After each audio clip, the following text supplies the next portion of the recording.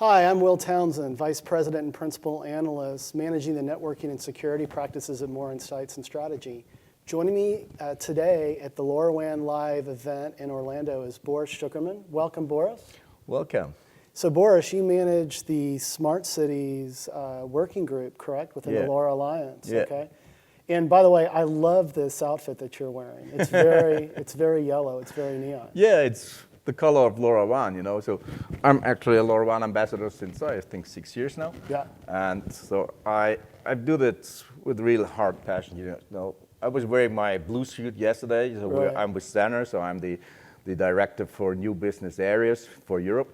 Doing a little bit of e-commerce also for IoT, doing a lot of partnering, enabling partnering for not only smart cities, we're doing a lot of these things, but not only smart city. You are very passionate, so I've been really excited to have this conversation with you. But let's just start off, and let's begin with the definition of a smart city, because I think it can mean different things to different people. Let's talk about the definition of a smart city. Yeah, I think smart city is one of those wordings which you can find hundreds of different definitions, Sure. right? So for me, it's a smart city. When I'm talking about smart city, it's a twofold thing. One is we're talking a lot of infrastructure, right? So the infrastructure of a city and where is this? What is a city? When is a city starting? For me, a city starting with one building or several buildings. Buildings coming together, then you have roads, then you have pipelines, energy, pipelines, water, consumption, everything. And then it's growing up. So, but this is only infrastructure, right? Yeah. But then you have another smart city. This is all about processes, administration. What are we all doing is, what is a city for the citizens, right? Sure. It's not only samples of buildings, but it's the interaction of the people living in the city. This is, and why are we doing Internet of Things and digitization for smart cities? Is that we want to have value, more value for whom? For the citizens. We want to save resources. We have clean airs. We want Provide better services. better services, right? And so this is, and all it comes together. So for me, as I said, so it's infrastructure, but it's also integration of citizen administration, getting processes, which generates finally values for the citizens. Yeah, no, that makes perfect sense. So, you know, and with respect to connectivity, there are a number of different ways you can kind of go about connecting things, right? As an analyst, private cellular is a big deal, but you've got Wi-Fi, you've got Bluetooth, you have beacons that are Zigbee and low energy Bluetooth. But let's talk about LoRaWAN specifically and where it shines relative to enabling, kind of the smart city of the future. And like, I can think of certain use cases like, and you've mentioned a couple, traffic management, smart parking, you mentioned air quality monitoring, but I'd love to hear from your perspective where you think LoRaWAN really shines in that regard. I guess, and you already mentioned it, one thing is it's an open standard. What the Alliance did with all the members over the last years, defining the standard about the communication protocol, but also about standardization of devices, how they need to interact with the technology. This opens up a lot of potential and opportunities for cities running their own stuff, right? They can choose. I can have a full service partner. There are hundreds out of there in the world giving you a full service. But we see more and more cities tend to collaborate very closely with their utilities and ramping up their own IoT networks using LoRaWAN. Why is LoRaWAN so attractive for them? It's a helpful technology overcoming the silos, which is, out of my perspective, one of the biggest strengths. It's one and the same technology, but you have hundreds of different verticals using it for almost same use cases. You have all these different use cases, fill level, right? So what you can measure with fill level. So one of the driving things right now, and this in Germany, for example, due to the Ahrtal catastrophe last year, almost every city is looking into how do we measure, how do we get inside of pre-alarming for flooding, even if it's a very small water coming there. They want to know that. And then, of course, everybody's asking, how do I get this information? And on the other side, many people come up to me and say, LoRaWAN is the best IoT technology. Yes? No, it depends. It all Depends on the use case. It depends what you are looking for and what kind of use case. And we had here on the show several very good presentations all across, from cities, from utilities, about use cases in smart buildings. And the really good point is the linking pin is LoRaWAN. You can bring this all together. You can have smart gastronomy. We had a recently use case there presented by one of our members that they're doing methane gas control in kitchens, right? So this is awesome. You have then a local network, LoRaWAN network. This comes from an indoor gateway or even an outdoor gateway, giving you deep indoor coverage. And this is only one use case. They started with this, and I just mentioned to them, in a kitchen, it's a small restaurant, there are hundreds of use cases. Yep. They need to monitor is the temperature of your food correctly stored in all these bins. We had, just an hour before that, there were some members of the group telling us, we are doing hand dispensers restroom are you served with the right number of towels? The sanitizing thing was a massive drive due to COVID, of course. And our company, they rolled out 6 million LoRaWAN end devices with hand sanitizers to be monitored, to be proper filled up. And this all could be done with the same technology. And this is in the city. You have not only Germany, I think it's a worldwide thing. You have all these different silos. You have waste management. You have water supply companies. You have, and they, in the starting, when we started this, they all come, I'm from this water company. I'm only talking water. So, but the real benefit is you only need one network in the whole city. Right. And every other department having their specific requirements and use cases, they all can easily jump on that. Right, so it doesn't drive these disparate networks. And I want to get back to the point you mentioned on standardization. Yeah. I mean, for many years, IoT was sort of what I call the Wild West. So I'm from Texas, so I'll use that analogy. And standardization was really a challenge, right? And so I also view LoRaWAN as really sort of harmonizing the standards. And more importantly, you talked about a lot of use cases. So guys, this is something, where there's another task force in the Alliance where how do you scale up with utility use cases or other industries? And because one thing is, and I often get mentioned, this LoRaWAN technology, this is awesome, great for having proof of concepts. Right. And I said, how come? It's quite easy to install and ramp it up and just testing. And then when we started LoRaWAN almost 7 years ago to step into that, actually we're running a big network. It's one network in primarily Germany, but some other countries in Europe. We actually run one single network with the latest figures is 68,000 LoRaWAN gateways. Wow. We're covering 4.8 million endpoints with it. Right. So, and why I'm stating this is to show the people, it's a massive scalable technology. It's in production. The cities, we have a completely different approach to that. Yeah. They're proud, many cities ramping up special departments now, and this comes together with bridging different silos together. We have several very good deployments out there where different departments working together in a hybrid organization right now to share the resources, to bring up ideas, to consolidate. And another very important thing, and this, I guess it comes from the Alliance, is you need to have several partners. Nobody, even we have several partners, because you can't do a big thing as a one-man show, right? There are so many moving parts to it all. Yeah, and we always say, it should be. So my personal aim is to have LoRaWAN on a status like Wi-Fi, not from a technical perspective, but from a usage perspective. Everybody knows what to do with Wi-Fi. Right. Almost everybody in the world. Yeah. We're familiar with it. Yeah, but you hardly find some people really can explain how is this technically working. But this doesn't matter. But of course, everybody's telling you the big value out of it.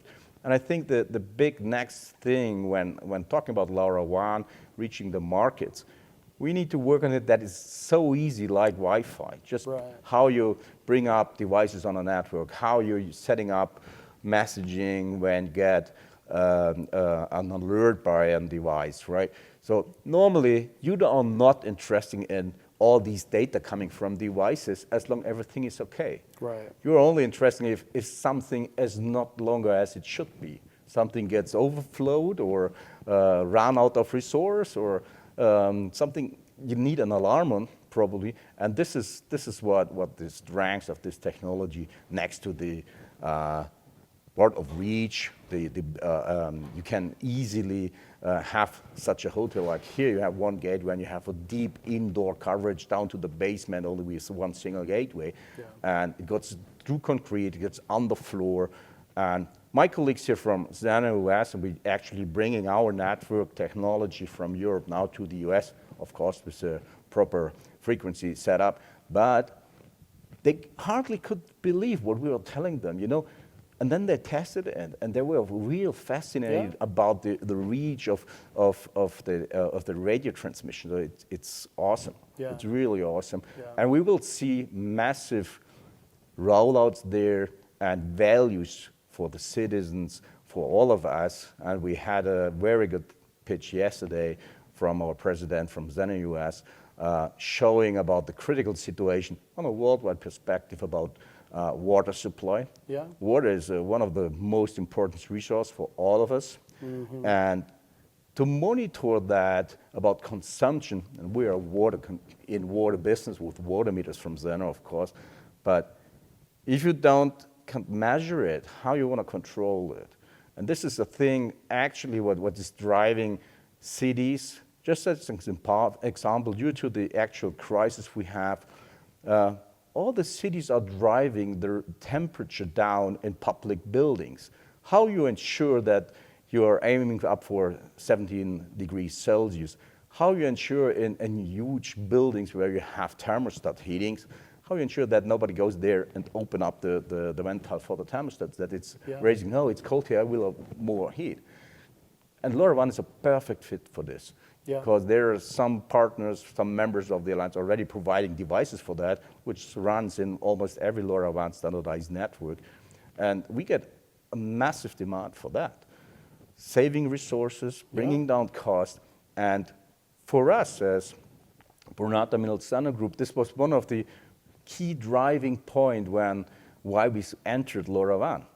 It was the European Energy Efficiency Directive coming up. We were aware of that, which says a tenant has the right to receive their consumption reading not only once per year, but during the year.